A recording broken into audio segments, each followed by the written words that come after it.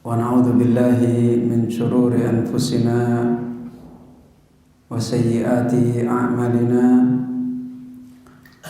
من يهده الله فلا مضل له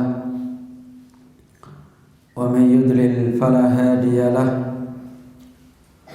وأشهد أن لا إله إلا الله وحده لا شريك له وأشهد أن محمدا عبده ورسوله صلى الله عليه وآله وسلم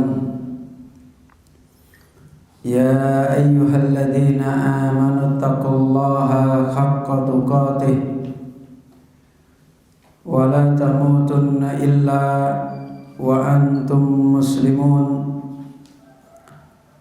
يا أيها الناس اتقوا ربكم الذي خلقكم من نفس واحدة وخلق منها زوجها وبث منهما رجالا كثيرا ونساء واتقوا الله الذي تساءلون به والأرحام إن الله كان عليكم رقيبا يا أيها الذين آمنوا اتقوا الله وقولوا قولا سديدا يصلح لكم أعمالكم ويغفر لكم ذنوبكم ومن يطع الله ورسوله فقد فاز فوزا عظيما أما بعد فإن أحسن الكلام كلام الله وخير الهدى هدى النبي صلى الله عليه وآله وسلم وشر الأمور محدثاتها وكل محدثة بدعة وكل بدعة ضلالة وكل ضلالة في النار. أيها الإخوة kaum muslimin jamaah subuh rahimani wa rahimakumullahu jami'an. Alhamdulillah, kita kembali di kesempatan yang mubarakah ini senantiasa bersyukur kepada Allah Rabbul Alamin, dan kita senantiasa kembali merendahkan diri kepada Allah Azza wa Jalla dengan nikmat-nikmat yang terus menerus hakikatnya adalah kefakiran kita, dengan nikmat-nikmat yang terus menerus hakikatnya adalah miliknya Allah Subhanahu wa ta'ala, dan kita senantiasa dimudahkan oleh Allah, dianugerahkan oleh Allah kenikmatan-kenikmatan ini. Tidak ada lain agar kita selalu punya perjalanan hidup yang senantiasa kita harus terus-menerus menyadarkan kehidupan kita, yaitu kehidupan as-sair ilallah wa daril akhirah. Kehidupan bahwasanya kita dihidupkan oleh Allah adalah hidup menempuh perjalanan bertemu kepada Allah Subhanahu wa ta'ala, bertemu kepada negeri kehidupan kita yang sebenarnya. Dan terus menerus perjalanan hidup ini tidak henti-hentinya kita harus senantiasa punya uddah, punya bekal, harus punya amanah yang diridhai oleh Allah, amanah yang kita selalu jalani, karena hanya dengan itulah perjalanan hidup kita senantiasa dinilai oleh Allah menjadi hamba-hamba yang bersyukur dengan nikmat. Kemudian akan diberikan oleh Allah balasan yang setimpal dengan kehidupan yang seperti ini, yaitu Allah akan menetapkan kita, Allah akan meneguhkan kita sebagaimana janjinya, wala in syakartum la azidannakum. Jika kita semua bersyukur kepada Allah, Allah pasti menambahkan nikmat tersebut. Dan Allah Subhanahu wa taala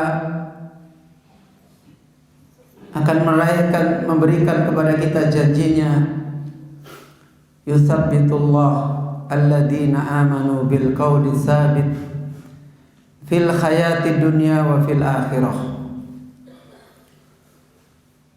Allah akan meneguhkan kepada kita semua, kepada orang-orang yang telah beriman, bil qauli sabit, dengan perkataan yang tetap, perkataan yang teguh, fil hayati dunya wa fil akhirah, di dalam kehidupan kita dunia dan di dalam kehidupan kita di akhirat. Sehingga akhirnya ketika kita dipanggil untuk bertemu dengan Allah Subhanahu wa taala, panggilan kita adalah panggilan kasih sayang. Panggilan kita adalah panggilan kemenangan. Panggilan kita adalah panggilan ketenangan. Sebagaimana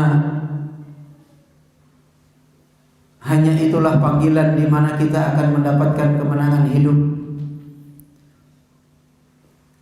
Apa yang Allah Azza wa Jalla tadi malam kita sampaikan, yauma la yanfa'u malun wala banun illa man atallaha biqalbin salim. Itu orang yang nanti akan datang bertemu dengan Allah membawa hati yang selamat. Sehingga Allah akan memanggil, ya ayyatuhan nafsul mutmainnah, wahai jiwa yang tenang, irji'i ila rabbiki radiyatan mardiyah. Pulanglah kalian kepada Rabbmu radiyatan mardiyah, dengan kehidupan yang ridha dan dengan kehidupan yang diridhai oleh Allah Azza wa Jalla.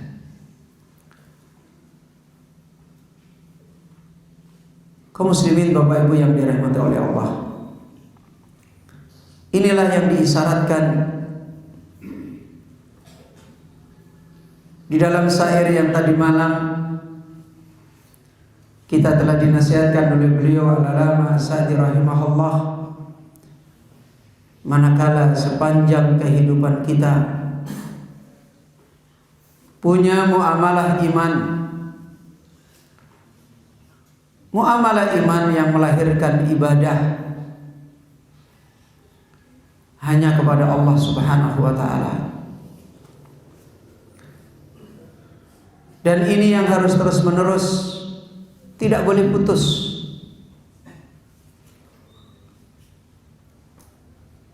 Di mana kehidupan kita, hati kita harus terus meraih ar-raja wal khauf, harus punya perjalanan ibadah yang ada di dalam hati, yaitu ibadah ar-raja wal khauf, ibadah selalu berharap hanya kepada Allah, selalu takut hanya kepada Allah Rabbul Alamin. Dan perjuangan kita untuk kembali mengambil nasihat yang dinasihatkan oleh Rasul kita Muhammad sallallahu alaihi wasallam ketika umat Islam perjalanan iman mereka banyak terkena fitnah,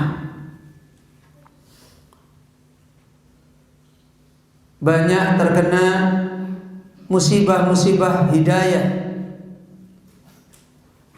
sehingga di saat mereka beriman kepada Allah, di saat mereka beribadah kepada Allah, di saat mereka harus punya kehidupan taat kepada Allah Azza wa Jalla, mereka gagal punya kehidupan taat yang sebenarnya. Mereka gagal punya kehidupan iman yang sebenarnya. Mereka gagal punya kehidupan iman dan ibadah yang diterima oleh Allah Azza wa Jalla. Kenapa demikian? Karena mereka tidak mempunyai, tidak meraih aslul ibadah, tidak meraih pokoknya ibadah, usulnya ibadah, yaitu ibadatul qalbi, ibadah hati. Karena hakikat ibadah yang sebenarnya adalah ibadah yang dibangun dengan iman. Ibadah yang dibangun dengan iman adalah hakikatnya ibadah yang dibangun dengan ibadatul qalbi, ibadah yang ada di dalam hati kita semuanya. Kaum muslimin, Bapak Ibu yang dirahmati oleh Allah Subhanahu wa taala,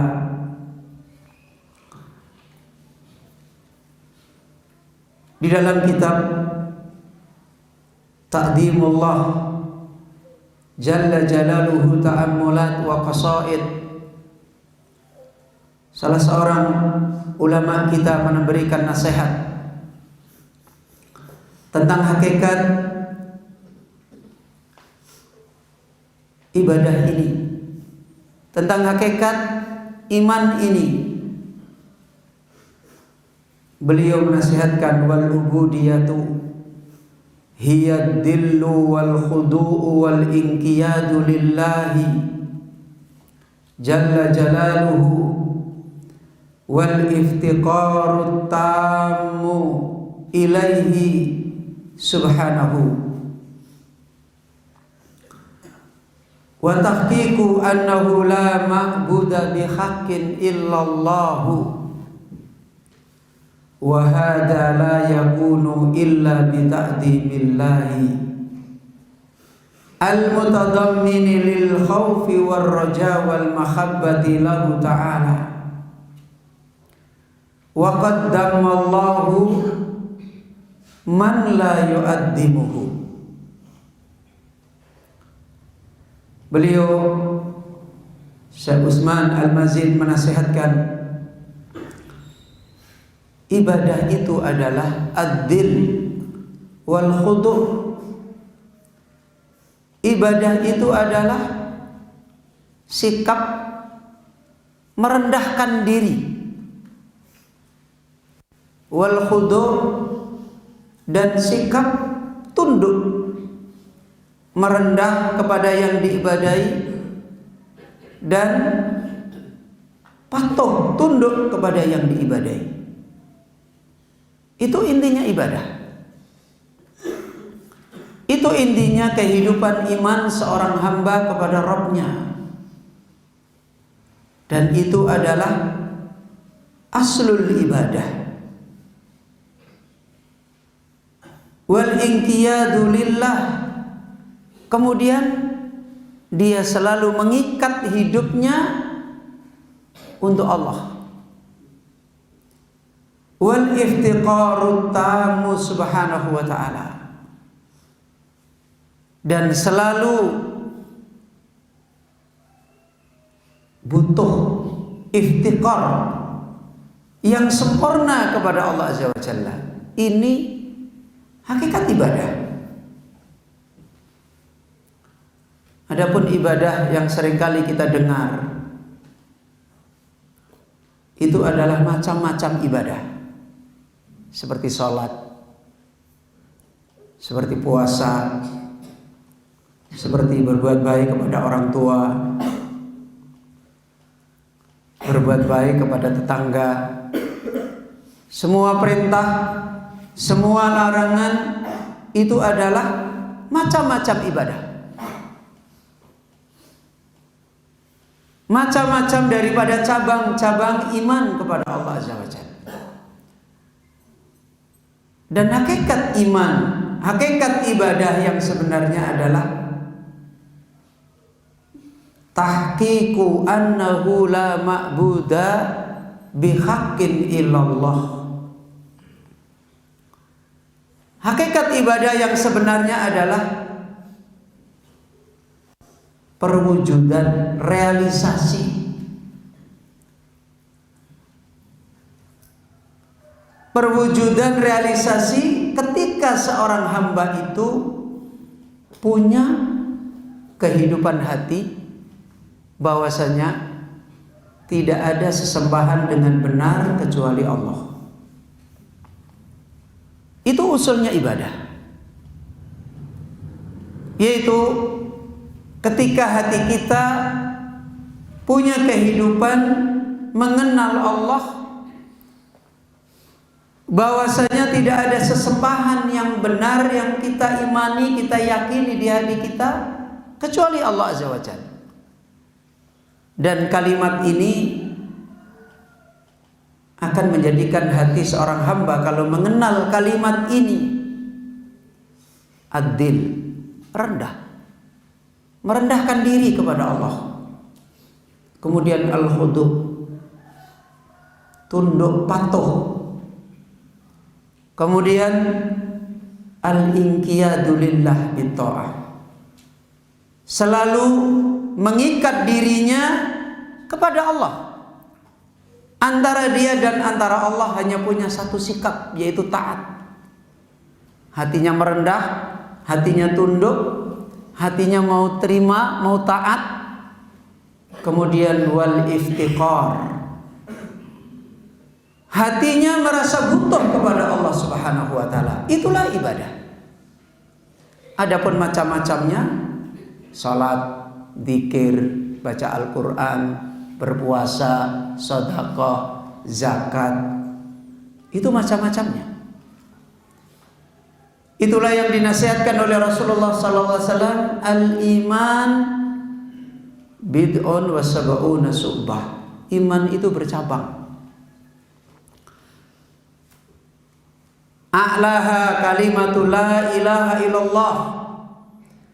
Paling tingginya kehidupan iman adalah di mana? Pada kalimat la ilaha illallah.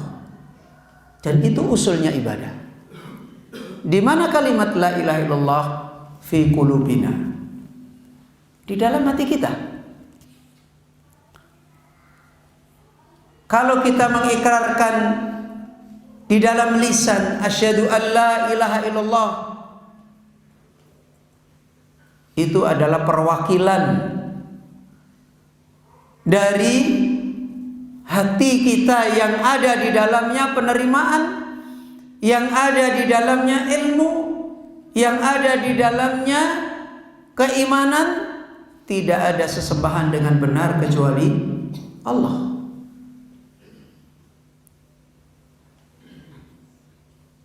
Maka hakikat ibadah adalah tahqiqu la ilaha illallah. Ini yang harus dibangun dulu. Hakikat ibadah adalah mewujudkan pelaksanaan iman yang ada di dalam hati kita. Tidak ada sesembahan dengan benar kecuali Allah. Makanya Allah memberikan petunjuk di dalam surat Al-Ikhlas. Apa ayat pertama dalam surat Al-Ikhlas? Allah memberitahukan kepada kita tentang dua namanya. Apa itu? Dua nama Allah Azza wa Jalla di dalam surat Al-Ikhlas. Ahad, kemudian As-Samad. Ya. Ahad, dan yang maha tunggal. Para ulama di antaranya beliau Al-Alama As-Sa'di menerangkan makna ahad at-tafarrudu bi kulli kamal. Ketika kita diberitahu oleh Allah Subhanahu wa taala bahwasanya Allah itu adalah ahad, dan yang maha tunggal. Apa maknanya? Maknanya Allah mengkhabarkan kepada kita, mengenalkan kepada kita pemilik sifat sempurna hanya ada pada Allah. Sekarang kalau sifat sempurna semua milik kepada Allah Azza wa Jalla, apa yang terjadi pada hamba terhadap Allah? Sekarang kalau bapak-bapak, ibu-ibu mengenal sesuatu yang dia kenal itu adalah mahal, sesuatu yang dia kenal itu adalah mulia, sesuatu yang dia kenal adalah sempurna. Sikap seorang hamba kepada apa yang dia kenal ini kira-kira bagaimana, Pak? Hah? Gimana, Pak? Kalau kita mengenal sesuatu dan sesuatu yang kita kenal ini sesuatu yang mulia, sesuatu yang sempurna, ya, apa yang akan dilakukan seorang hamba? Ya, coba, bapak-bapak, ibu-ibu, punya istri, punya suami. Salah satu perilaku seorang suami kepada istri atau istri kepada suami adalah apa? Berkhidmat menuju ke sana, kan begitu? Dari mana? Apa yang menyebabkan seorang istri berkhidmat menuju kepada suaminya? Apa yang menyebabkan seorang suami berbuat menuju kepada istrinya? Pasti mengenal kebaikan yang ada pada suami, pasti mengenal yang ada pada istri, mengenal manfaat-manfaat yang ada pada suami, yang ada pada istri. Kalau dia tidak mengenal itu semua, tidak mendapatkan itu semua, kalau dia tidak meraih itu semua pada suami, pada istri, dia akan berkhidmat ke sana? Gak mungkin. Karena itu Allah mengkhabarkan As-Samad. Allah Ahad. Kata Imam Ibnu Abbas radhiyallahu an, Dzul uluhiyah wa dzul ilahiyah. Allah mengkhabarkan dirinya Ahad karena Allah adalah yang maha memiliki seluruh sifat sempurna dan yang maha pantas untuk beribadah itu hanya ditujukan kepadanya. Kalau sudah seperti itu pasti seorang hamba akan apa? As-Samad. Apa maknanya As-Samad? Kalau orang sering menerjemahkan As-Samad itu apa? Hah? Bergantung. Kata para ahlul ilm, makna As-Samad adalah tasmadu ilaihil khalqu kullu. Makna As-Samad adalah seorang hamba akan tasmadu ilaihil khalqu kullu. Allah adalah seluruh makhluk akan menuju kepadanya. Itu As-Samad. Dan disebutkan Ahad dulu atau As-Samad dulu? Hah? Ahad dulu atau As-Samad dulu? Ahad dulu. Karena dengan mengenal sempurnanya Allah Azza wa Jalla, maka seluruh hamba menuju kepada Allah. Berarti menuju kepada Allah itu adalah setelah apa? Setelah apa, Pak? Setelah mengenal sempurnanya Allah, sesembahan yang maha benar, yang lain tidak pantas sebagai sesembahan. Maka akhirnya dia hanya menuju kepada Allah Subhanahu wa ta'ala.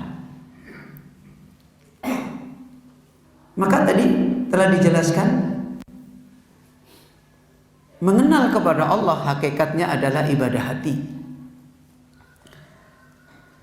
Itu yang tadi dinasihatkan tentang makna iman, makna ibadah. Ibadah yang sebenarnya bukan kita berbicara dulu macam-macam ibadah. Kalau selama ini begitu kita berbicara ibadah, yang kita bicarakan macam-macam ibadah, kan begitu kan? Kamu sudah sholat belum? Kan begitu. Kamu sudah zikir belum? Kamu sudah baca Quran belum? Ya, kamu sudah sedekah belum? Kamu sudah puasa belum? Kan begitu. Ini ibadah zahir. Ibadah yang sesungguhnya adalah muamalah seorang hamba dengan hatinya kepada Allah. Itu ibadah yang sebenarnya. Ya. Dan itulah, karena itu setiap bentuk ibadah apapun pasti ada syarat yang pertama, yang dulu sudah kita sebutkan pada kajian yang lalu. Apa syarat yang pertama? Hah? Niat, ikhlas. Ya kan begitu kan? Hakikat daripada niat adalah masuk kepada rukun ibadah. Dan niat itu apa? Makanya kenapa para ulama ahlu sunnah, meskipun sebagian ulama membolehkan at-talaffuz bin niat, tetapi yang rajih, niat adalah qaulul qalbi. Apa Pak? Niat adalah qaul. Apa qaul? Ucapan. Ucapannya siapa? Qaulul qalbi. Ucapannya hati. Itu ibadah. Harus ada ucapan hati. Ini saat ibadah itu dikerjakan. Kalau tidak ada niat, ibadahnya sah? Diterima? Kalau nggak ada niat, nggak akan diterima. Hakikatnya ibadah atau bukan ibadah? Sholat tanpa niat bernilai ibadah? Tidak. Puasa tanpa niat bernilai ibadah? Tidak. Ya. Berbuat baik kepada orang tua tidak dimaksudkan berniat beribadah kepada Allah. Bernilai ibadah? Tidak. Bernilai kebiasaan.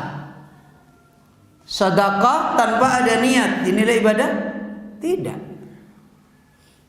Jadi dengan demikian, ibadah yang sesungguhnya adalah ibadah yang ada di dalam hati.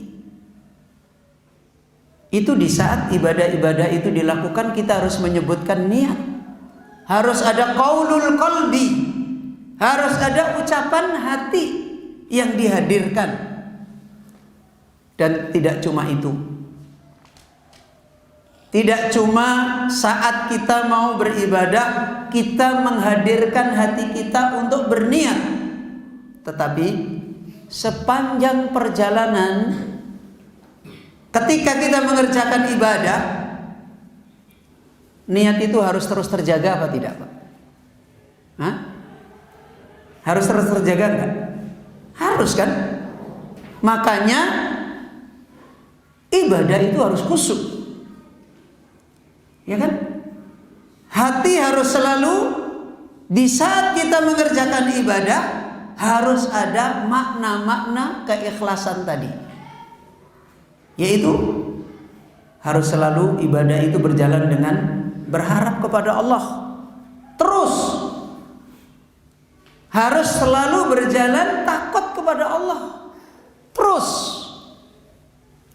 harus selalu berjalan merendahkan diri.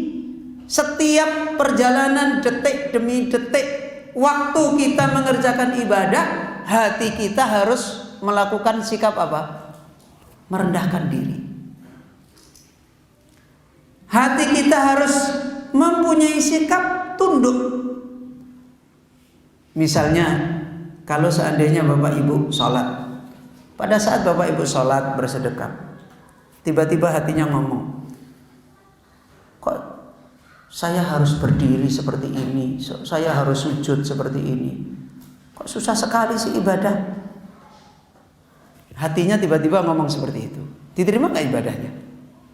Enggak. Berarti tidak punya ketundukan, tidak punya sikap merendahkan diri. Walaupun Bapak Ibu sedang berdiri bersedekah, Hati tidak boleh berhenti untuk rendah kepada Allah. Ketika takbir, ketika rukuk, ketika sujud, itu hati kita harus rendah kepada Allah. Saya ini hamba yang, kalau orang Jawa, DP. Ya, Pak. Gerakan ibadah kita ketika kita sedekah, ketika kita puasa, kehidupan hati harus punya kehidupan merendahkan diri kepada Allah. Kehidupan hati harus punya kehidupan tunduk. Kehidupan hati harus iftiqar. Kenapa saya sholat? Ini kebutuhan saya kepada Allah. Hati harus berbicara seperti ini. Kenapa saya zakat? Kenapa saya puasa? Kenapa saya berbuat baik kepada Allah? Kenapa saya berbuat baik pada orang tua? Kenapa saya meninggalkan yang haram? Karena ini kebutuhan saya kepada Allah. Dan ini tidak boleh berhenti di hati. Kalau sholat boleh berhenti nggak, Pak? Sholatnya boleh berhenti nggak? Boleh. Berapa menit kita sholat? Paling lama 10 menit, 15 menit kan? Berhenti kan aktivitas sholat. Terus hati kita berhenti nggak? Nggak boleh. Makanya salah satu nikmat Ahlussunnah adalah Allah membuat bermacam-macam ibadah itu. Di tempat manapun ada macam ibadah. Di zaman manapun ada macam ibadah. Kenapa? Supaya tersalurkan hati yang tidak boleh berhenti beribadah kepada Allah itu diganti dengan bermacam-macam ibadah. Habis sholat zikir, ya kan begitu? Habis zikir ngaji, habis ngaji kemudian jualan untuk menghidupi keluarga atau mencangkul ke sawah. Habis itu lagi bantu orang tua. Ini kan ibadah semua. Satu ibadah kepada ibadah, satu ibadah kepada ibadah, satu ibadah kepada ibadah. Supaya apa? Supaya hakikat ibadah kita, perjalanan hidup kita kepada Allah itu nggak berhenti. Paham Bapak Ibu? Ya. Supaya kebutuhan hati kita, tunduknya hati kita, merendahkannya hati kita kepada Allah itu nggak berhenti. Kalau berhenti, bubar kita. Tidak ada lagi kebahagiaan. Tidak ada lagi kemenangan kita. Makanya hakikat ibadah ini adalah disebutkan oleh Allah, wa'bud rabbaka hatta ya'tiyakal yakin. Beribadahlah kepada Rabbmu, tidak boleh berhenti hatta ya'tiyakal yakin. Selama perjalanan hidup kita di dunia, kita tidak bisa berhenti. Kebutuhan kita kepada Allah, tunduk kita kepada Allah, merendahkan diri kita kepada Allah. Sampai kapan? Hatta ya'tiyakal yakin. Sampai kematian datang. Dan ini makna ibadah yang sebenarnya. Dan kemudian dinasihatkan oleh beliau Syekh Utsman Al-Mazid, wa hadza la yakunu illa bi ta'dimillah. Orang melakukan ibadah, perjalanan iman dengan beribadah hanya kepada Allah sepanjang hidupnya, tidak inqitok. Yang dulu sudah kita sebutkan, hakikat bekal perjalanan kita yang besar, yang sebenarnya kepada Allah, agar jangan putus antara kita dengan Allah. Dan ibadah apa yang tidak pernah putus? Ibadah zahir atau ibadah hati, Pak? Ibadah hati. Ibadah hati itu nggak bisa putus. Kalau putus, tidak ada lagi iman. Kalau putus, terjadi kesyirikan. Kalau putus, terjadi kemunafikan. Itu kalau putus. Kalau ibadah zahir bisa putus. Kadangkala seorang mukmin bisa lalai. Kadangkala seorang mukmin bisa melanggar. Itu zahir. Tetapi ibadah yang sebenarnya adalah ad-dil wal khudu' wal inqiyad wal iftiqar at-tam. Dan itu adalah amalan hati setelah hati mengenal la ilaha illallah. Makanya Rasulullah sallallahu alaihi wasallam mengatakan kepada Mu'adz ketika berdakwah, innaka ta'ti qauman min ahlil kitab. Kamu itu datang kepada kaum dari ahli kitab. Falyakun awwalu ma tad'uhu ilaihi la ilaha illallah. Kamu itu datang kepada orang-orang yang hatinya rusak.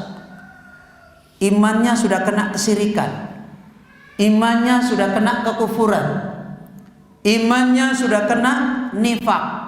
Maka apa yang pertama kamu ajarkan kepada mereka? Kalimat antasyhada alla ilaha illallah. Kalau mereka nerima, kalau mereka sudah qabul, hatinya kembali hanya kepada Allah Azza wa Jalla dia beribadah, baru ajarkan mereka sholat. Kan begitu. Baru ajarkan mereka, kalau mereka sholat ajarkan terus yang lain. Dan kemudian dinasihatkan oleh beliau, wa hadza la yakunu illa bi ta'dimillah. Dan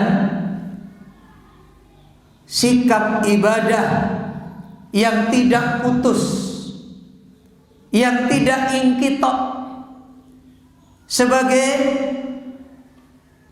perjalanannya orang yang berbahagia musafir di dunia ini untuk bertemu dengan Allah. Perjalanannya orang yang selamat yang musafir di dunia ini, yaitu ibadahnya hati itu tidak bisa putus, selalu rendah, selalu tunduk, selalu patuh, selalu butuh kepada Allah. Hati yang seperti ini tidak mungkin akan itu terjadi kecuali bita'dimillah. Kecuali kalau hati itu bisa membesarkan Allah. Ya. Makanya tadi malam kita tanyakan, kita semuanya sudah mendapatkan hidayah ilal Islam atau belum? Sudah belum? Sudah. Kita sudah mengenal Allah Azza wa Jalla apa belum? Hah? Sekarang tadi malam kita tanyakan, di saat kita sudah muslim, di saat kita sudah menjadi seorang Islam, perintah banyak bermasalah enggak kita? Larangan banyak masih bermasalah enggak? Ketenangan, ketentraman hati masih menjadi sesuatu yang mudah kita raih atau masih bermasalah? Semua ini menunjukkan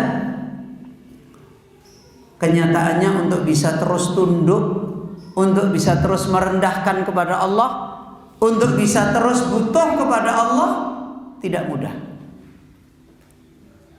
Untuk sholat bisa menjadi kehidupan tunduk, untuk sedekah menjadi kehidupan kebutuhan kepada Allah, untuk puasa menjadi kehidupan patuh merendah kepada Allah, ternyata tidak mudah. Karena itulah dinasihatkan oleh beliau, wa hadza la yakunu illa bi ta'dimillah. Dan ini tidak mungkin akan ada kecuali kalau kita berhasil membesarkan Allah. Kaum muslimin Bapak Ibu yang dirahmati oleh Allah. Dan membesarkan Allah ini adalah ibadah hati. Ibadah yang ada di dalam hati kita. Isi daripada membesarkan Allah diterangkan oleh beliau Syekh Utsman Al-Mazid. Apa bentuk, apa isi daripada membesarkan Allah? Al-khawfi war-raja'i wal-mahabbah. Isi pokok daripada membesarkan Allah adalah kalau hati kita ada 3 amalan besar kepada Allah, yaitu apa? Al-khauf, apa? Takut, Kemudian yang kedua, ar-raja, apa? Berharap. Kemudian yang ketiga, wal mahabbah, cinta.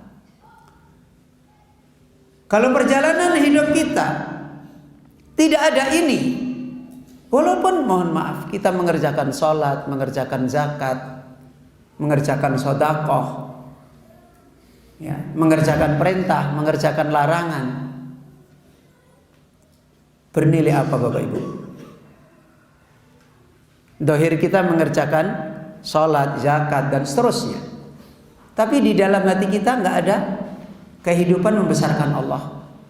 Tidak ada kehidupan yang selalu takut kepada Allah, selalu berharap kepada Allah, selalu cinta kepada Allah. Ini kehidupan apa? Hah? Kehidupan apa? Kalau ada orang dohirnya ibadah, hatinya tidak ibadah, apa Pak? Hah? Nifak. Ini kehidupan munafik. Munafik diterima oleh Allah? Gak diterima.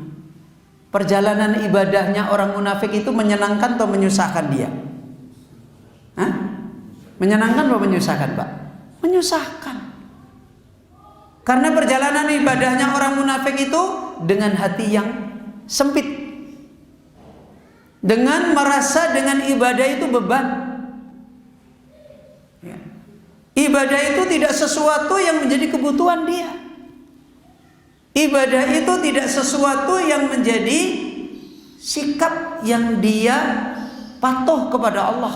Enggak. Kenapa? Karena orang munafik tidak punya kehidupan ta'zimullah, membesarkan Allah. Karena itu Allah Azza wa Jalla memperingatkan, mencela orang-orang yang mereka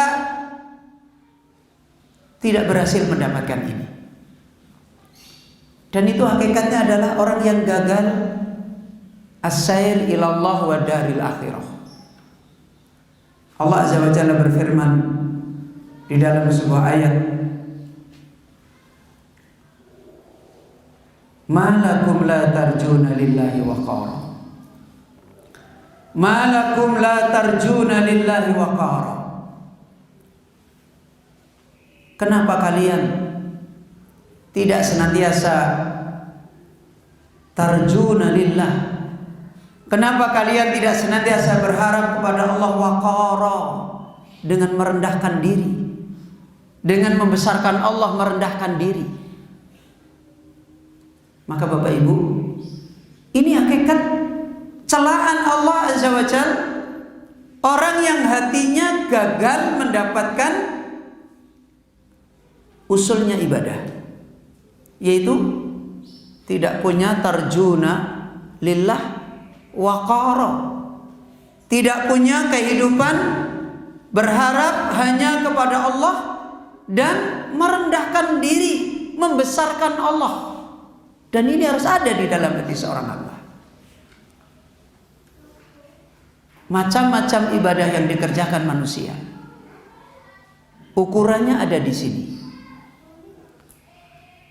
Orang munafik ibadah dohirnya macam-macamnya banyak nggak Pak? Banyak. Mungkin kita dapati ada orang beriman,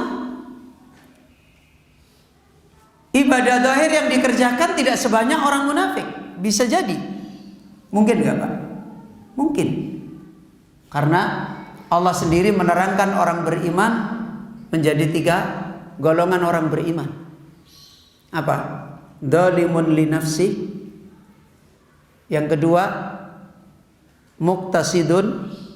Yang ketiga, sabiqun bil khairat. Ya.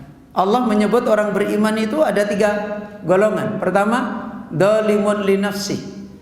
Orang beriman tapi banyak masih dolim pada dirinya sendiri. Apa? Kewajiban kadang masih ditinggal. Ya. Ada beberapa kewajiban kadang dilalaikan. Kemudian ada beberapa larangan kadangkala dikerjakan. Ya. Ini dolimun li nafsi. Kita ini masuk enggak di situ? Masuk kan? Masih kadang-kadang ada kewajiban yang kita lalai. Masih kadang-kala ada larangan yang kita terjatuh di dalamnya. Kemudian yang kedua, ada orang beriman yang muqtasidun. Apa muqtasidun? Tengah-tengah. Dia sudah bisa menjaga yang wajib dan dia sudah bisa menjaga yang haram. Tidak lalai pada yang wajib, tidak gampang melanggar yang haram. Ini muqtasidun. Yang ketiga, ada orang beriman yang sabiqun bil khairat. Sabiqun bil khairat, berlomba di dalam kebaikan. Yang wajib dia bisa jaga, yang haram dia bisa jaga. Yang wajib-wajib dia jaga, dia kerjakan. Yang haram-haram dia jaga, dia tinggalkan. Yang sunnah juga dia kerjakan. Yang makruh juga dia tinggalkan. Ini sabiqun bil khairat. Berarti orang beriman, ibadah zahirnya punya selisih enggak Bapak Ibu? Hah? Punya selisih enggak? Punya. Ada yang dzalimun li nafsi, ada yang muqtasid, ada yang sabiqun bil khairat. Sekarang, mungkin enggak ada orang munafik mengerjakan yang sunnah secara zahir? Mungkin enggak Bapak? Orang munafik mengerjakan sholat sunat tahiyatul masjid, mungkin enggak? Mungkin. Orang munafik mengerjakan puasa Senin Kemis, mungkin enggak? Mungkin. Berarti bisa jadi ada orang beriman ibadah zahirnya lebih sedikit daripada ibadah zahirnya siapa? Orang munafik. Bisa jadi lebih sedikit. Tapi ukuran ibadah itu bukan banyak sedikitnya ibadah. Banyak sedikitnya macam-macam ibadah yang dia kerjakan. Kadangkala ada orang beribadah, macam ibadah yang dikerjakan itu tidak banyak, tetapi hatinya tidak pernah berhenti beribadah. Ada orang banyak sekali macam-macam ibadah dia kerjakan, tapi hatinya sering putus beribadah. Bahkan ketika dia beribadah, hatinya tidak beribadah kepada Allah. Hatinya tidak membesarkan Allah. Hatinya tidak takut kepada Allah di jalan dia ibadah. Hatinya tidak berharap kepada Allah. Hatinya tidak cinta kepada Allah. Bisa itu terjadi. Makanya Allah menyebutkan, dulu sudah kita sebutkan, fawailun lil musallin, ya kan?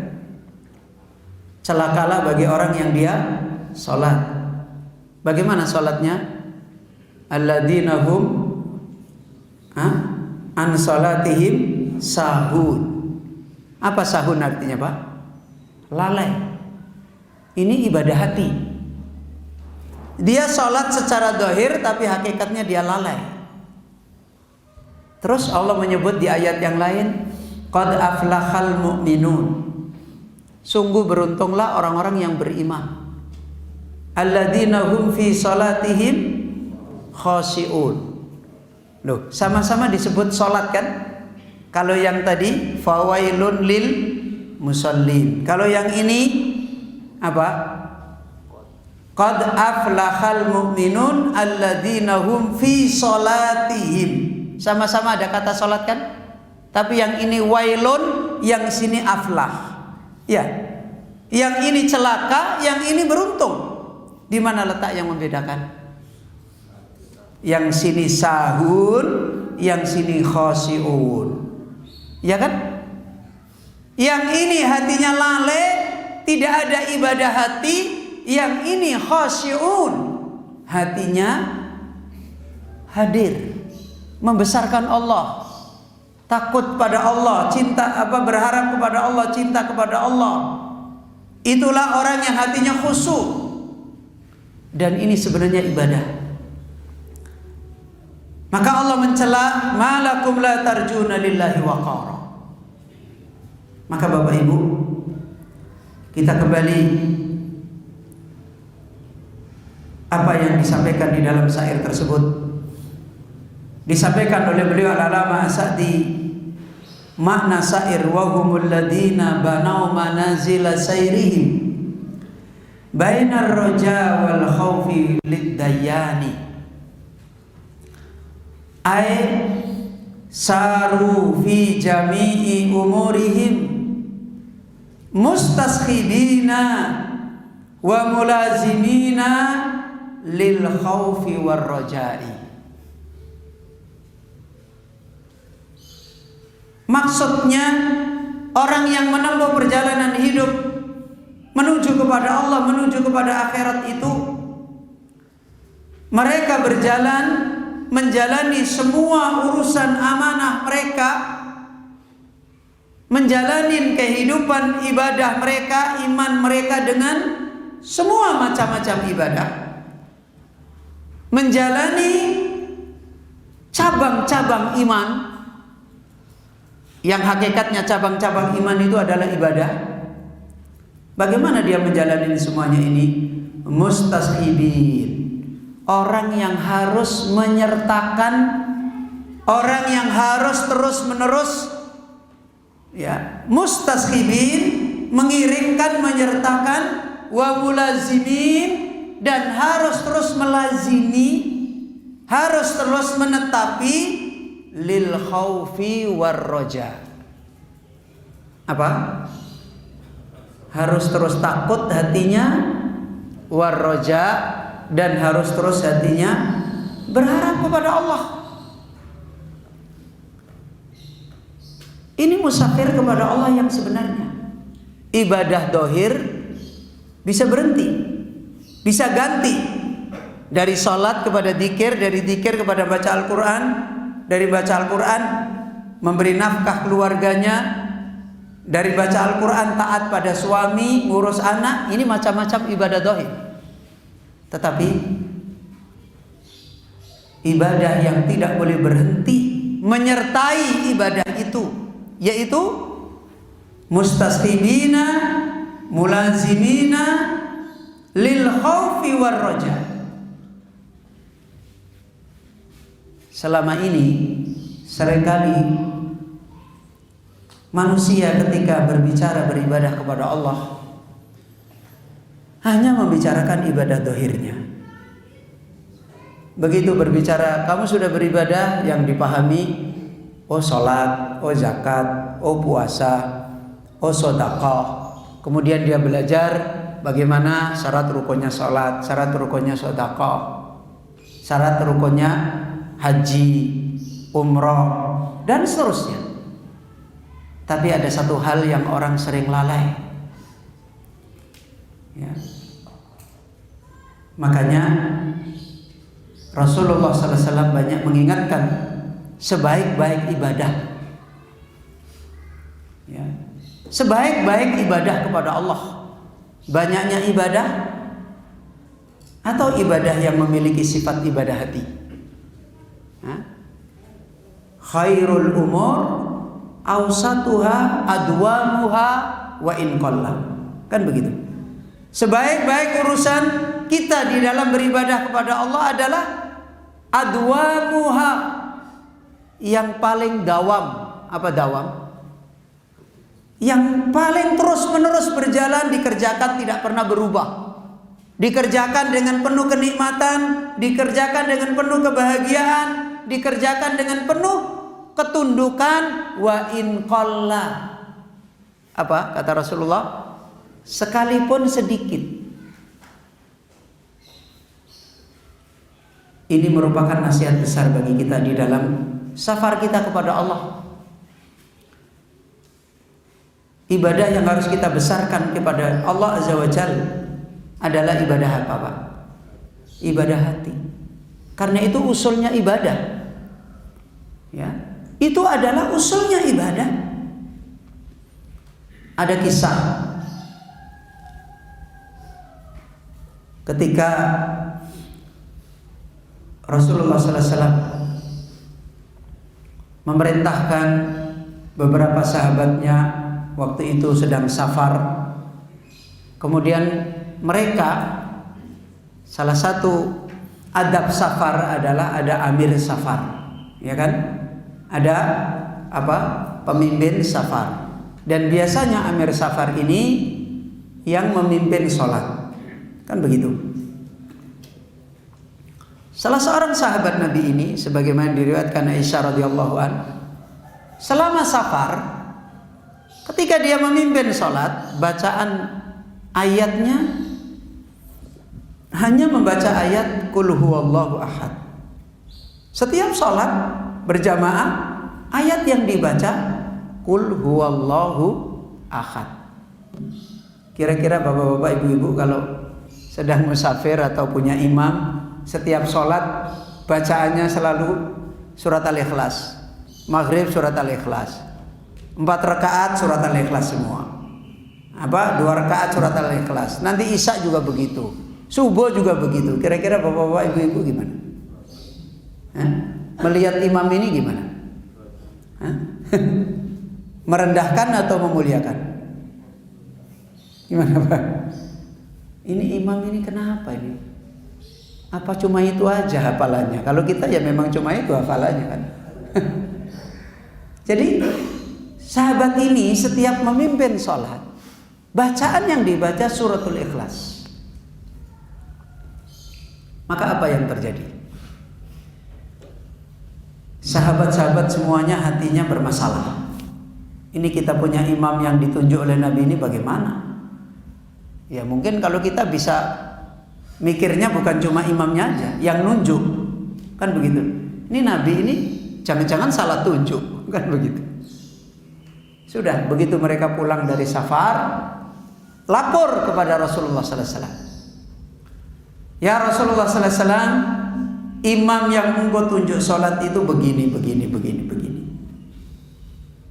Kita tidak nyaman. Kenapa dia seperti itu sholatnya?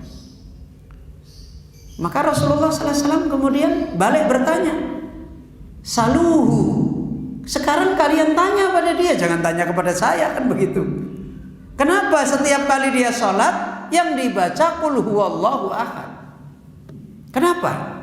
Akhirnya mereka sahabat datang ke sahabat yang menjadi pemimpin safar itu dan bertanya, kenapa kamu selama sholat di musafir dengan kita ini bacaannya Al-Ikhlas terus? Maka dijawab oleh sahabat ini, ayat ini, surat Al-Ikhlas ini adalah ayat yang Allah mengkhabarkan, mengajarkan, memberikan pengajaran tentang dirinya, tentang namanya, tentang sifatnya, tentang kebesarannya, maha sempurnanya dia. Dan saya mencintai surat itu. Maka saya ulang-ulang terus ketika saya sholat, karena saya cinta. Kalau kita mengulang surat Al-Ikhlas karena cinta atau karena pendek? Karena pendek, ya kan? Karena nggak paham isinya, nggak ngerti makna, nggak ngerti kebesarannya ayat ini, ya. Padahal ayatnya pendek. Tetapi Nabi sallallahu alaihi wasallam mengatakan surat Al-Ikhlas itu adalah sepertiga Al-Quran, kan begitu kan? Berarti besar apa kecil di surat Al-Ikhlas? Besar. Dari sisi apa Bapak Ibu? Ayatnya cuma beberapa ayat kok dinilai sepertiga Al-Quran. Dari sisi apa ini? Huruf, lafadznya atau maknanya? Dari siapa? Dari sisi maknanya. Kalau hurufnya hafal, lafadznya kita sama nggak kita? Bapak-bapak kalau menghafal surat Al-Ikhlas dengan saya sama apa beda? Sama kan? Nggak ada tambahannya, nggak ada kurangnya kan? Tapi yang beda di hati kita tentang surat Al-Ikhlas, lafadz hurufnya atau maknanya?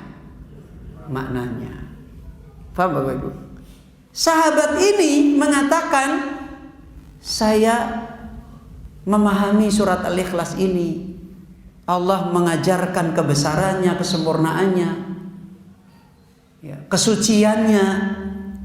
Makna ini dimiliki oleh dia. Dan karena cintanya dia kepada surat Al-Ikhlas, kemudian dia ulang untuk menguatkan hatinya, membesarkan, menikmati hatinya. Itu kenapa saya baca surat Al-Ikhlas terus. Beda kan Pak dengan kita kan? Kalau kita kenapa baca surat Al-Ikhlas terus? Hah? Sedikit Ustaz, kita udah hafal dari kecil, gampang kan begitu kan? Ya. Maka sahabat-sahabat ini datang kepada Rasulullah, melaporkan hasil apa?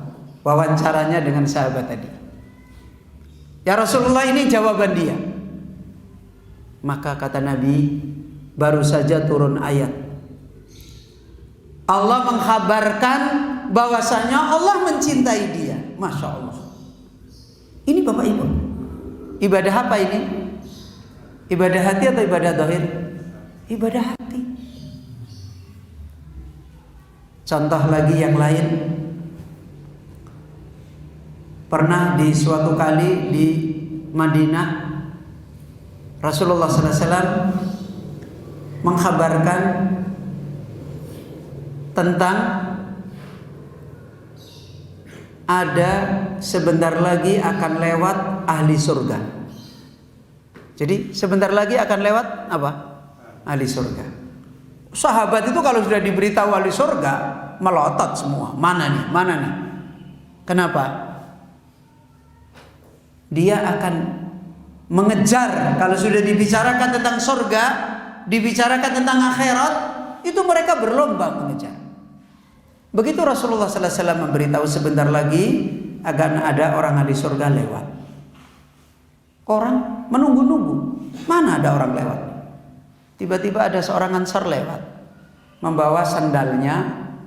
Kemudian dia berwudu, menyempurnakan wudunya, habis itu sholat 2 rakaat, dia pulang. Udah begitu aja.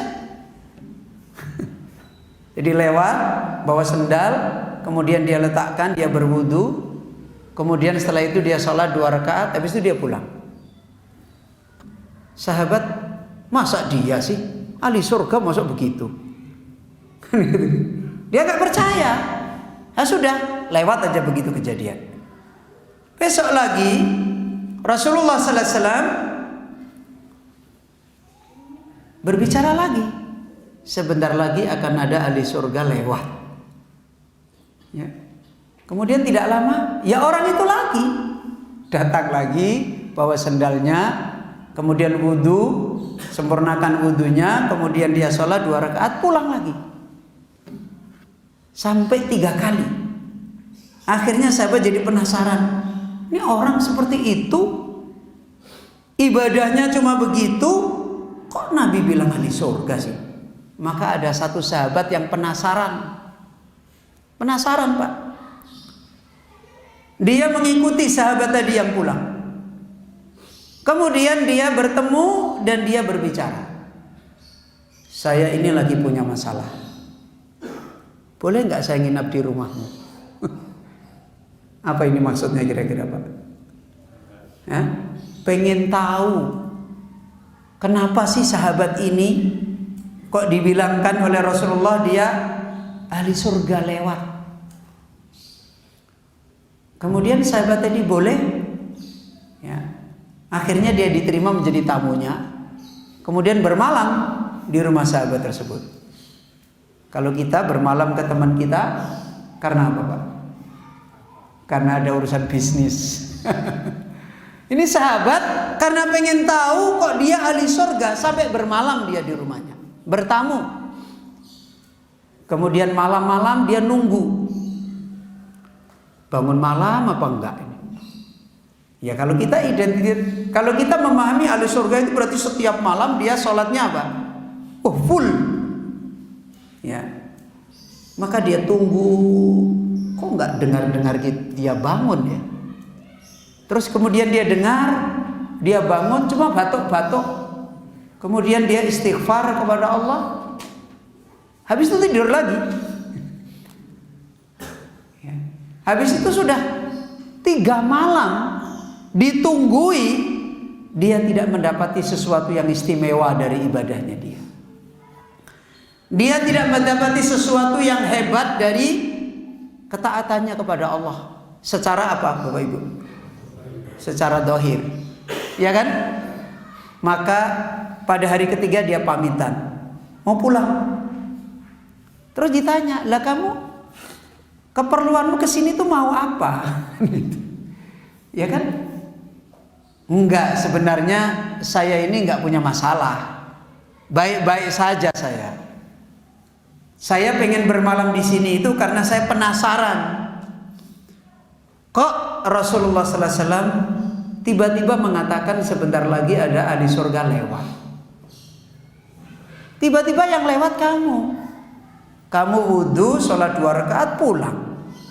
Besok lagi begitu lagi. Besok lagi begitu lagi. Makanya saya penasaran. Terus saya pengen bertamu di rumahmu bermalam, supaya saya pengen ngerti bagaimana ibadahmu, bagaimana taatmu kepada Allah. Barangkali itu yang di luar, kan begitu. Mungkin yang di rumah saya lihat kamu hebat ibadahnya kepada Allah. Maka sahabat ini bilang, kamu lihat saya bagaimana? Masya Allah. Ya saya lihat kamu nggak punya apa-apa, saya nggak dapat yang saya cari. Oh begitu. Ya kemudian ya sudah, saya mau pamit pulang. Masya Allah. Habis itu sahabat tadi, sebelum dia pulang dipanggil lagi, coba ke sini. Apa mungkin ini yang kamu pengen tahu? Apa itu?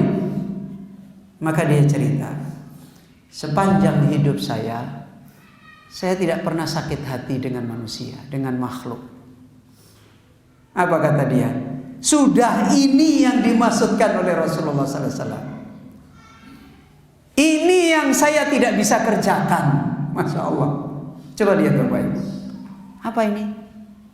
Yang menjadikan dia besar di sisi Allah? Hatinya. Loh, hati kok nggak bisa sakit hati, itu gimana Pak? Hah? Sakit hati kepada makhluk itu berarti apa? Hatinya nyambung ke makhluk atau kepada Allah? Hah? Hatinya nyambung kepada makhluk atau kepada Allah? Orang yang hatinya sering sakit hati, coba bapak-bapak kadang-kala sakit hati sama istrinya nggak?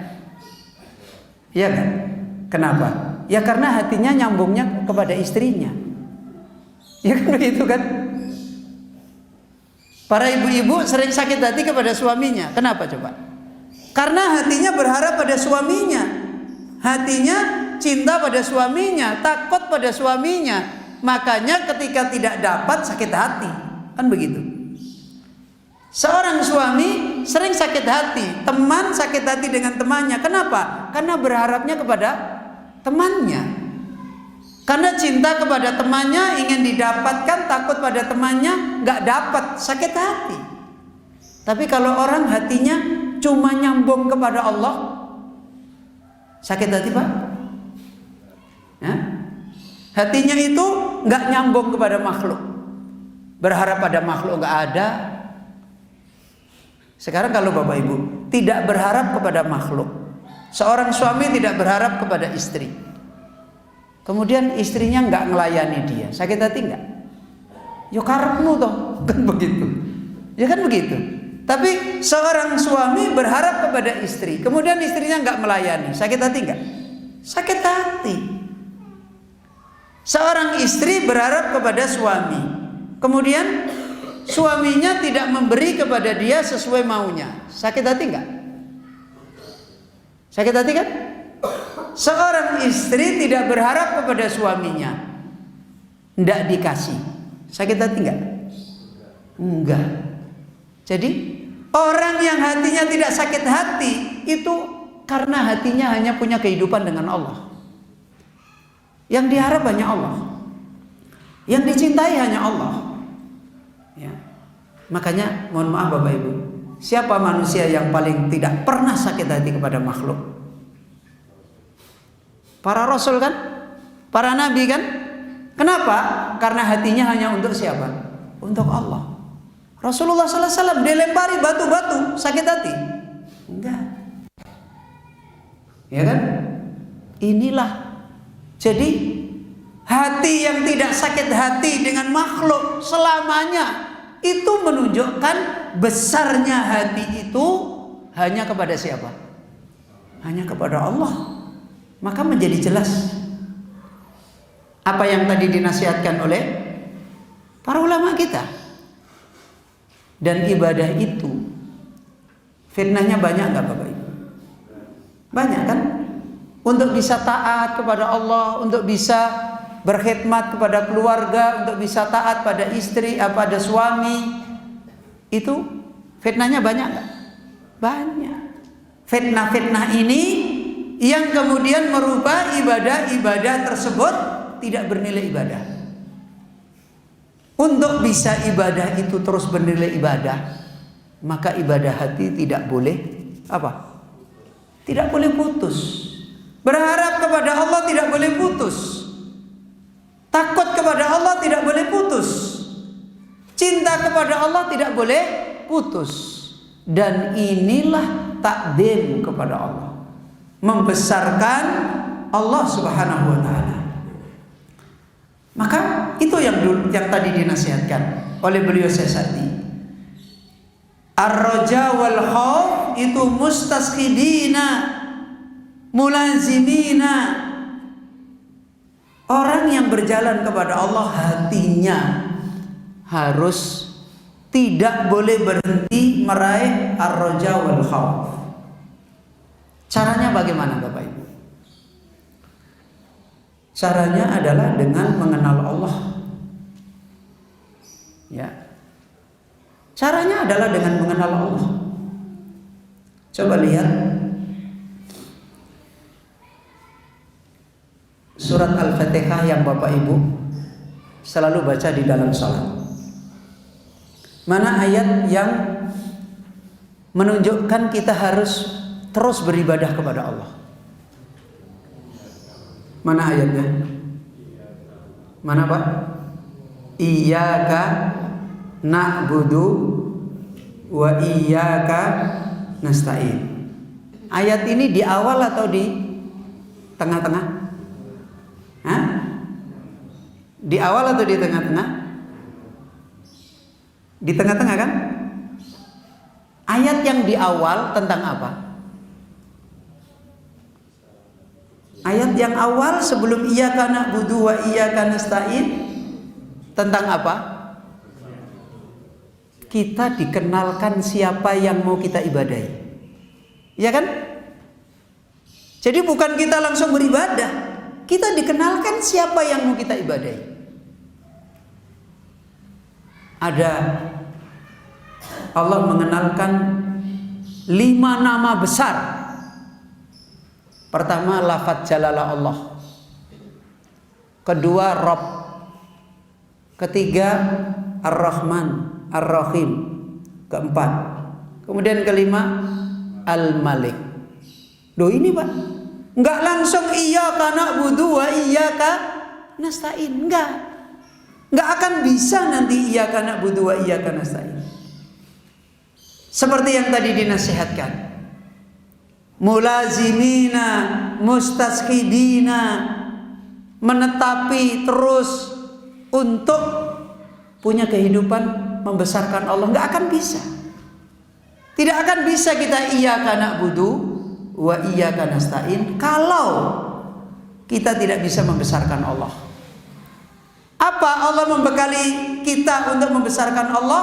Allah kenalkan 5 namanya, yaitu lafaz jalalah Allah, kemudian Ar-Rabb, kemudian Ar-Rahman, kemudian Ar-Rahim, kemudian Al-Malik. Dari lafaz jalalah Allah akan menjadikan hati seorang hamba kalau mengenal makna dari lafaz jalalah Allah sebagai sesembahan yang memiliki sifat sempurna, yang pantas seluruh makhluk hanya kepadanya. Dan apalagi ketika kita membuktikan itu semua, maka apa yang terjadi? Kalau Bapak Ibu punya anak A, B, C, D, Bapak kenal anaknya yang A ini sifatnya baik semua, yang ini baik sedikit, yang ini gak ada baiknya. Hati Bapak kepada 3 anak itu gimana? Gimana Pak? Yang A Bapak kenal sifatnya baik semua. Yang B ada baiknya tapi nggak banyak. Yang C sifat baiknya nggak ada. Bagaimana kira-kira Bapak? Kepada yang A bagaimana? Hah? Masuk? Bapak Ibu nggak? Salah satu sikap orang tua kepada anak itu apa Pak? Hah? Sayang kan? Cinta kan? Sekarang kalau dengan anak yang 3 macam ini, Bapak Ibu kenal yang A sifatnya baik-baik semua. Yang B ada baiknya sedikit. Yang C nggak ada baiknya. Kepada yang A bagaimana Pak? Hah? Pasti sangat cinta kan? Cintanya mendalam. Ya kan begitu? Kepada yang B ya ada cinta tapi nggak banyak. Kepada yang C bededek. Ya kan begitu kan? Terus perhatian Bapak kemana? Ke yang C raurus. Kan begitu. Perhatiannya kemana? Ke yang A. Mau apa? Kamu bisa begini, ini. Perhatian sekali. Sama. Sekarang kalau hamba sudah mengenal lafaz jalalah Allah yang terkandung di dalamnya dul uluhiyah wa dul ilahiyah, akan melahirkan apa Pak? Hah? Apa tadi? Akan melahirkan cinta yang mendalam. Semakin kita banyak mengenal sifat-sifat sempurnanya Allah, kecintaan kita semakin besar. Dan itu terkandung pada lafaz jalalah Allah. Yang kata Imam Ibnu Abbas, makna Allah itu adalah dul uluhiyah wa dul ilahiyah. Dat yang maha memiliki sifat sempurna dan dat yang maha memiliki semua peribadahan hanya kepadanya. Kemudian ini melahirkan apa tadi? Melahirkan apa tadi? Dengan mengenal lafaz Allah. Kemudian Rabbul Alamin melahirkan lafaz apa? Melahirkan hati bagaimana tadi? Cinta. Sekarang nama yang keberapa? Ketiga. Apa tadi? Ar-Rahman. Kemudian apa lagi? Ar-Rahim. Ar-Rahman, Ar-Rahim adalah nama dari sifat rahmat. Jadi kataba ala nafsihi rahmah. Allah menetapkan sifat rahmat. Dan hakikat sifat rahmat adalah diterangkan secara bahasa saja, isolul manafi'. Yang namanya sifat rahmat itu adalah memberikan kebaikan-kebaikan, manfaat-manfaat yang banyak. Dan Allah menetapkan dirinya wa rahmati wasi'at kullasyai'. Rahmatku, kebaikan-kebaikanku kepada hamba luas dan kami berikan kepada apa saja. Kira-kira kalau bapak-bapak memahami sifat rahmat Allah, kebaikan-kebaikan Allah yang seperti ini, apa yang ada pada hati? Kalau tadi cinta, ya kan? Kalau ini, kalau bapak mengenal Allah, ibu-ibu mengenal Allah, bahwasanya Allah itu maha luas kebaikan-kebaikannya kepada makhluk, sampai satupun makhluk tidak ada yang tidak diberi rahmat oleh Allah. Kira-kira hati kita akan punya kehidupan apa dengan Allah? Berharap. Benar kan? Berharap. Dari nama apa ini tadi? Ar-Rahman dan nama Ar-Rahim. Terus tinggal yang keberapa ini? Nama Allah yang keberapa? Yang kelima. Apa tadi? Al-Malik. Allah tidak hanya mengenalkan dirinya Malik, bahkan Allah mengenalkan Malik yang sebenarnya. Maliki Yaumiddin, raja di hari pembalasan akhirat kelak. Kalau Bapak Ibu mengenal ada raja yang punya kekuasaan seperti ini, mutlak seperti ini, apa yang ada di dalam hati? Takut. Berarti dari 5 nama tadi apa? lafaz jalalah Allah. Kemudian apa? Ar-Rabb. Kemudian apa? Ar-Rahman. Kemudian apa? Ar-Rahim. Kemudian apa? Al-Malik. Melahirkan sikap apa tadi? Melahirkan sikap apa? Mahabbah. Kemudian apa lagi? Raja. Kemudian apa lagi? Khauf. Dan inilah takdim, membesarkan Allah Azza wa Jalla.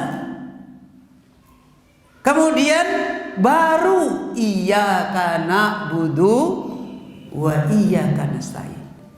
Kalau orang di hatinya seperti ini kepada Allah Azza wa Jalla, pasti iyyaka na'budu wa iyyaka nasta'in. Orang mengo Pak ya.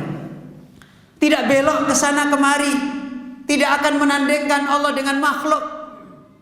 Tidak akan hatinya menjadi orang yang berpaling kepada selain Allah Azza wa Jalla. Makanya iyyaka na'budu, hanya kepada Engkau kami beribadah, nggak ada yang lain. Kenapa? Karena yang lain bukan Allah, karena yang lain bukan Rabb, karena yang lain bukan Ar-Rahman, karena yang lain bukan Ar-Rahim, karena yang lain bukan Al-Malik. Nggak pantas kita mencintainya, nggak pantas kita mengharap kepada dia, nggak pantas kita takut kepada dia, karena mereka tidak punya sifat sempurna, nggak punya sifat rahmat, nggak punya sifat Al-Malik yang sebenarnya. Maka ini Bapak Ibu, dari sini sebenarnya tadi kita dapat contoh apa? Orang yang ibadahnya cuma begitu, kalau secara dohir besar nggak di sisi Allah? Tapi dia besar nggak di sisi Allah? Orang yang bacaannya sholat cuma al-ikhlas, tapi al-ikhlasnya dia perjuangannya lebih besar daripada al-ikhlasnya kita. Loh kok bisa? Ya karena al-ikhlas kita perjuangkan paling-paling cuma 5 menit, nggak nyampe kan? Bapak Ibu kalau baca surat Al-Ikhlas berapa lama? Qul huwallahu ahad, Allahus samad. Kemudian lam yalid wa lam yulad wa lam yakun lahu kufuwan ahad. Berapa detik itu? Ya makanya ringan yang kita dapat. Loh kok bisa ada orang mencintai surat Al-Ikhlas? Berarti punya perjuangan makna, punya perjuangan memahami ilmu tentang surat Al-Ikhlas. Dan kalau sudah mempelajari, butuh waktu banyak enggak Pak? Kalau cuma menghafal qul huwallahu ahad, butuh waktu banyak?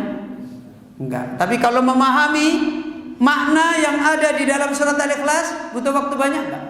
Butuh waktu banyak.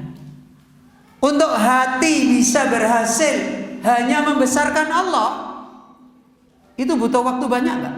Butuh. Karena butuh ilmu. Kalau sudah berbicara ilmu, umur itu habis. Kalau sudah berbicara ilmu, umur itu habis. Ya. Imam Syafi'i rahimahullah semalam suntuk hanya memahami 1 hadis. Itu semalam suntuk. Maka inilah jalan yang diajarkan oleh Allah Azza wa Jalla. Ma'rifatullah, harus memandang perjalanan dia dengan Allah Azza wa Jalla, mengenal Allah Azza wa Jalla. Karena itulah dinasihatkan oleh beliau As-Sa'di rahimahullah, wa dzalika anna lahum nadron. Karena itu seorang hamba untuk bisa punya ibadah hati khauf dan roja, mereka ini harus punya nadron, harus punya pengkajian, punya pandangan yang bukan pandangan sekedar pandangan mata, tapi pandangan hati. Basirah, punya ilmu yang ada di dalam hati, sehingga hatinya selalu khauf kepada Allah, selalu roja kepada Allah, selalu mahabbah kepada Allah, hatinya selalu takdim, tidak inqita, tidak putus kepada Allah. Dan ini nadrun ila anfusihim wa taksirihim fi huquqillah. pandangan ini harus terus kita miliki, yaitu pandangan dari setelah mengenal Allah. Tadi apa? Mengenal Allahnya. Dari makna apa tadi yang kita sebutkan? Lafaz jalalah Allah, kemudian apa? Ar-Rabb, kemudian apa? Ar-Rahman, kemudian apa? Ar-Rahim, kemudian apa? Al-Malik. Yang melahirkan apa tadi? Cinta, kemudian berharap, kemudian khauf. Yang ketiga-tiganya tadi diterangkan oleh ulama apa tadi? Apa tadi? Ta'zim. Apa? Membesarkan Allah di dalam hati. Ta'zim kepada Allah. Lah, kalau kita sudah membesarkan Allah di dalam hati kita seperti ini, terus kita melihat diri kita apa berarti? Kalau kita sudah membesarkan Allah, kita melihat diri kita berarti apa? Kecil, remeh, rendah. Dan itulah tadi ibadah itu merendahkan, meremehkan diri dan butuh kepada yang maha besar. Maka hamba terus menerus melihat dirinya adalah rendah, kecil, dan terus menerus melihat Allah Azza wa Jalla adalah azim. Dan akhirnya perjalanan ibadah dia, perjalanan iman dia, melihat perjalanan dirinya dan melihat siapa yang dia imani, siapa yang dia ibadahi. Hati seorang hamba kalau sudah melihat dirinya, dia siapa, Allah siapa. Ya. Kalau dia melihat dirinya, maka lahirlah sikap apa tadi? Takut. Karena dirinya hamba yang rendah, kurang. Kalau dia sudah melihat Allah Azza wa Jal, maka roja. Kalau dia beribadah, dia beriman melihat dirinya, walaupun sholat dia itu penuh, zakat dia penuh, tapi ketika dia melihat dirinya dan dia melihat Allah, apa artinya dia? Walaupun dia sholat seperti itu, beribadah kepada Allah, Allah butuh nggak dengan ibadah kita? Allah butuh ibadah kita nggak, Bapak Ibu? Nggak butuh kan? Sekarang kalau Allah nggak butuh ibadah kita dan kita terus beribadah, kita melihat sholat kita ini akan terus takut kepada Allah. Sholatku ini terlalu remeh, takut. Tapi kalau kita melihat Allah Azza wa Jal, orang yang tidak sholat aja dikasih rahmat, kan begitu? Apalagi yang sholat. Berarti akan lahir apa ini? Berharap. Kalau kita melihat kebesarannya Allah, Allah Ar-Rahman, Allah Ar-Rahim, Allah Al-Malik, akan lahirlah harapan yang besar. Tapi kalau kita melihat perilaku kita, ibadah kita, akan lahir apa? Takut. Tidak banyak berharap dengan apa yang dia kerjakan. Dan ini terus menerus mengiringi dia di dalam perjalanannya kepada Allah. Melihat taksir, melihat cacat, melihat kurang, melihat rendah. Walaupun ibadah seperti itu, dia melihat dirinya rendah. Akhirnya dia selalu takut kepada Allah. Walaupun sholatnya banyak, takut. Beda dengan orang yang tidak takdim kepada Allah. Sholat baru satu aja sudah membesar-besarkan sholatnya. Kan begitu. Sedekah baru segitu aja sudah membesar-besarkan sedekahnya. Dan tidak takut kepada Allah. Kenapa? Karena tidak takdim kepada Allah. Kalau dia tidak takdim kepada Allah, tidak bisa mengecilkan dirinya. Dan ibadah itu intinya di sini. Kita bisa membesarkan Allah di hati kita dan mengecilkan, merendahkan diri kita kepada Allah. Karena siapa Allah, siapa saya. Setelah mengenal Allah seperti itu, akhirnya kita kecil, kita rendah. Sehingga perjalanan iman kita, ibadah kita yang kita kerjakan, kita selalu takut. Dan ketika kita memandang Allah, ketika kita melihat Allah dengan sifat-sifat sempurnanya, maka kita selalu berharap. Makanya seorang hamba bainal khauf war roja, hatinya terus menerus antara takut dan berharap. Dan ini kebutuhan kita di dalam membekali perjalanan ibadah kita kepada Allah. Kaum muslimin Bapak Ibu yang dirahmati oleh Allah, kita cukupkan dulu sampai di sini. Semoga dengan taufik Allah Azza wa Jalla kita bisa melanjutkan kembali fawaid ini, nasihat ini dan peringatan ini, dan akhirnya kita bisa kembali memperbaiki perjalanan kita kepada Allah Rabbul Alamin, memperbaiki safar kita di dunia dengan iman yang benar, dengan iman yang ada di dalam hati kita, punya kehidupan muamalah dengan Allah dan inqita' anil makhluk, mutus dari makhluk, dan akhirnya perjalanan kita diridhai oleh Allah. Kita diwafatkan oleh Allah, yusabbitullahu alladhina amanu, ditetapkan oleh Allah dengan iman. Walaupun mungkin amalan-amalan kita secara zahir, macam-macam yang kita kerjakan secara zahir, kita tidak banyak. Karena manusia kemampuan ibadah secara zahir satu dengan yang lain tidak sama. Contohnya Abu Bakar dengan sahabat yang lain tidak sama. Tapi ketika ibadah hati kita selamat, ibadah taat hati kita merendahkan, membesarkan Allah selamat, insya Allah kita akan selamat. Maka inilah yang diterangkan oleh beliau sesadi. Wa humul ladzina banau manazila sayrihim bainar raja wal khaufi lidayyan. Dan ini adalah kehidupan iman, kehidupan ma'rifat kepada Allah Azza wa Jalla. Bapak Ibu yang dirahmati oleh Allah Azza wa Jalla, kita coba dulu sampai di sini. Dan saya mohon maaf jika ada kekurangan dan khilafan. Insya Allah semoga Allah mudahkan kita bisa lanjutkan kajian ini pada pertemuan yang akan datang, untuk kita menjelaskan lebih lanjut dari mandumatus sayr ilallah wa daril akhirah. Kita akhiri majelis kita. Subhanaka Allahumma wa bihamdika, asyhadu an la ilaha illa anta, astaghfiruka wa atubu ilaik.